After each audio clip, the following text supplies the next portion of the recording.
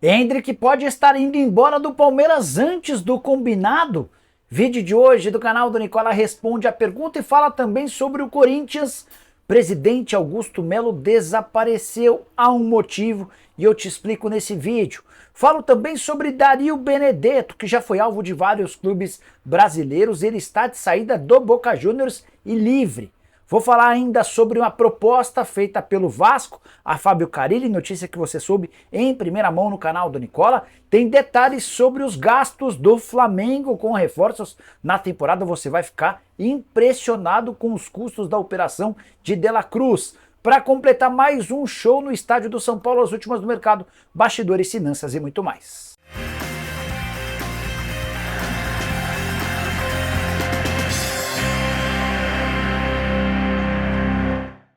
Fala aí pessoal, sou Jorge Nicola, bem-vindos a mais um vídeo do canal do Nicola, sempre bom ter vocês por aqui. Quem ainda não deixou o like, aperta o joinha, se inscreve por aqui e comenta sobre tudo o que quiser, super importante a presença de vocês. Combinado?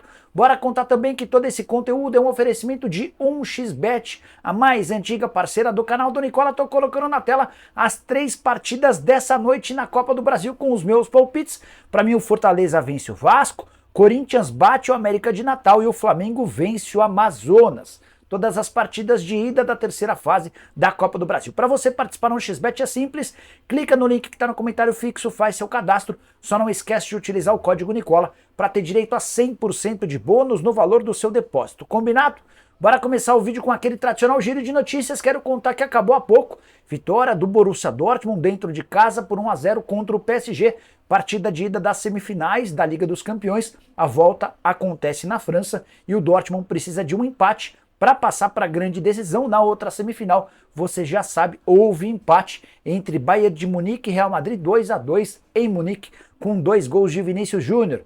Bora falar também sobre a minha portuguesa que anunciou seu primeiro reforço para a Copa Paulista, o zagueiro Glauco, 31 anos de idade, campeão da Copa Paulista do ano passado pela Portuguesa Santista e atleta do 15 de Piracicaba na Série A2 desse ano.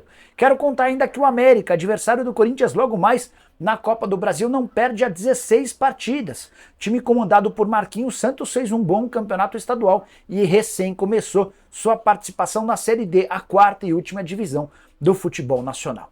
Bora de notícias do São Paulo. Quero começar falando que o tricolor garantiu mais uma atração internacional no seu estádio. Bruno Mars foi convidado, ou melhor, confirmado, como uma das atrações para shows nessa temporada no Morumbi. A data ainda não foi divulgada, mas a Live Nation, que é a empresa com quem o São Paulo tem parceria, já fez o comunicado avisando para os fãs do Bruno Mars para se prepararem, porque no segundo semestre o cantor estará por aqui.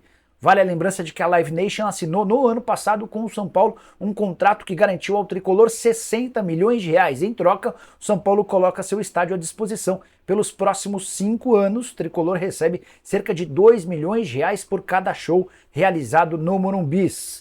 A data ainda não está confirmada, assim que eu tiver qualquer novidade eu conto para vocês. Só para completar sobre o São Paulo, James Rodrigues não viajou com o elenco rumo a Belém, palco da partida dessa quinta-feira contra o Águia de Marabá pela Copa do Brasil. James alegou dores no tendão e vai ficar em São Paulo fazendo o tratamento. Por falar em lesão, nessa quarta-feira Pablo Maia passou por cirurgia. Ele fez uma reinserção do tendão do bíceps femoral.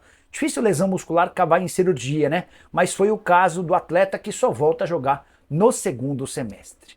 Preciso te atualizar agora sobre o Flamengo. O rubro-negro divulgou seu balanço do primeiro trimestre desse ano, ou seja, dos meses de janeiro, fevereiro e março. E o que mais chamou a atenção foi o investimento feito em reforços. O Flamengo gastou 191 milhões de reais com 3 atletas, Nicolas de la Cruz, Matias Vinha e Léo Ortiz. Ainda há um 4º reforço, contratado no fim do Campeonato Carioca, ou seja, depois dos 3 primeiros meses do ano, o Carlinhos foi comprado junto ao Nova Iguaçu por 3 milhões e 200 mil reais. Então, 191 milhões de reais com os 3 primeiros reforços, mais 3 milhões e 200 mil. Estamos falando de um investimento de 194 milhões de reais em contratações. Quero chamar a atenção para os custos da operação de De La Cruz. 102 milhões de reais, que equivalem a quase 20 milhões de dólares. Foram 92 milhões entre direitos federativos e luvas, prêmio pela assinatura do contrato e mais 9 milhões de reais com a intermediação do negócio. Já Matias Vinha, contratado do futebol europeu, custou 49 milhões e 300 mil reais. Léo Ortiz, ex-zagueiro do Red Bull Bragantino, adquirido por 40 milhões e 200 mil. Esses valores com direitos econômicos, federativos e também pagamento de comissões. Só para arrematar, vale a lembrança de que o Flamengo fechou o primeiro trimestre de 2024 com um prejuízo de 63 milhões de reais. Nada que preocupe os dirigentes do Flamengo. É normal que os clubes gastem mais do que arrecadem nos primeiros meses do ano. Várias das receitas com prêmios e contratos aparecem no segundo semestre, beleza?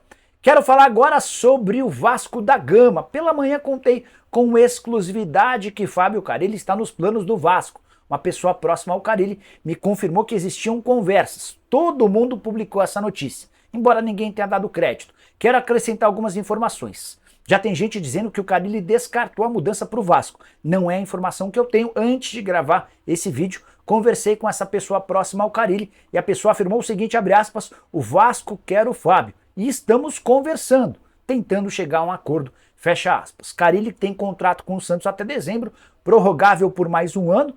A proposta do Vasco é de 3 anos de contrato com 50% de aumento. Dá para dizer que o Carille está balançado e as próximas horas vão ser definitivas para a decisão dessa história. É possível que o Santos tente melhorar as condições do atual comandante, que foi vice-campeão paulista e tem 2 vitórias em 2 jogos na Série B do Brasileiro. Números do Carille em sua segunda passagem pelo Santos desde janeiro. 18 partidas, 12 vitórias, 2 empates e 4 derrotas. Só para lembrar, Santos, para contratar o Carille, se meteu num baita enrosco. O Vevaren, time com quem o Fábio Carille tinha contrato, está cobrando na FIFA 7 milhões e 300 mil reais. Só para acabar sobre o Vasco, Pedro Martins, ex-executivo de futebol do Cruzeiro, foi anunciado hoje como novo diretor do Vasco da Gama. Bora falar agora sobre Dario Benedetto. Certamente se você torce para Corinthians, Palmeiras ou São Paulo, vai se lembrar do atacante que hoje tem 33 anos de idade e pertence ao Boca Juniors. É que o Benedetto em vários momentos foi especulado, especialmente por esses 3 clubes, embora também já tenha aparecido na pauta do Flamengo e de outros times. A informação dessa quarta-feira é de que Benedetto não ficará no Boca Juniors. O contrato se encerra em dezembro, a partir de julho ele pode assinar um pré-contrato, mas existe a possibilidade real de o Boca abrir mão dos últimos 6 meses do contrato e liberar o jogador de graça.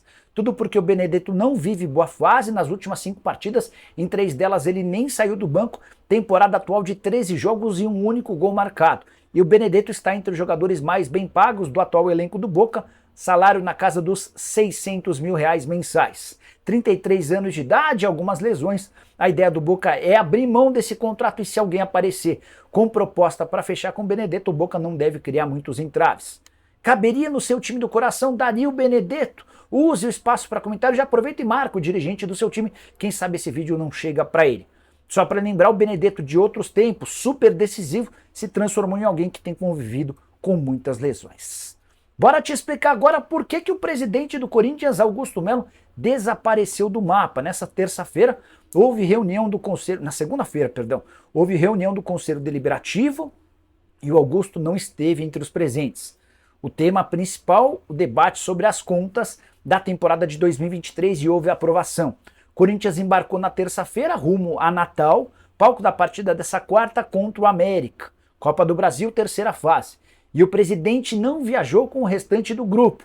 E olha que foi um monte de gente. Cheguei a contar para vocês que o quarto voo da alegria tinha figuras bem estranhas. E irritaram especialmente um jogador, imagino que vários, mas um jogador veio reclamar para mim sobre a presença de várias caras inusitadas. Posso contar para vocês que 41 quartos do hotel onde o Corinthians está hospedado tiveram convidados. E mais uma vez o Timão precisou de 2 ônibus para levar toda essa galera. Pois bem, voltando ao Augusto, não esteve na reunião, não viajou para a partida contra o América. O presidente decidiu dar uma sumida, porque nesse momento qualquer exposição é ruim.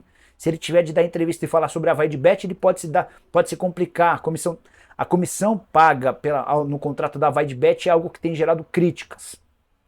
O momento do time também não é dos melhores. A percepção do Augusto é de que a partir de agora, Com a oposição tendo conseguido aprovar as contas do Duílio, os ataques vão ser fortes. Inclusive há uma reunião marcada para essa quarta-feira, organizada por André Sanches e companhia, para encontrar maneiras de minar a gestão do Augusto. A ideia é causar um impeachment no presidente, e essa história eu já havia contado em primeira mão para vocês na semana passada. Então Augusto preferiu ficar mais recluso, mais escondido, não pode falar ainda sobre o contrato de TV, não tem novidades sobre os name rights. Em relação à Caixa, o Corinthians atrasou o pagamento do financiamento do estádio e diante desse arsenal de notícias ruins, o Augusto preferiu dar uma sumida e vai voltar assim que tiver novas novidades importantes. Só para arrematar, por enquanto, o Rubens Gomes, o Rubão, continua como diretor de futebol. Apesar da desavença com o presidente, o Augusto não quis pagar para ver, demitindo o Rubão e permitindo que ele se juntasse à oposição, cheio de informações sobre a atual gestão.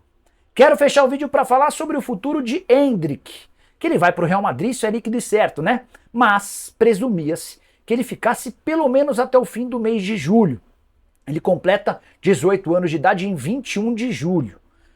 Nas últimas horas, a mãe do Endrick, a dona Cíntia Ramos, fez uma publicação em tom de despedida em suas redes sociais e vários torcedores do Palmeiras começaram a temer por nem poder mais assistir ao Endrick daqui até metade do ano.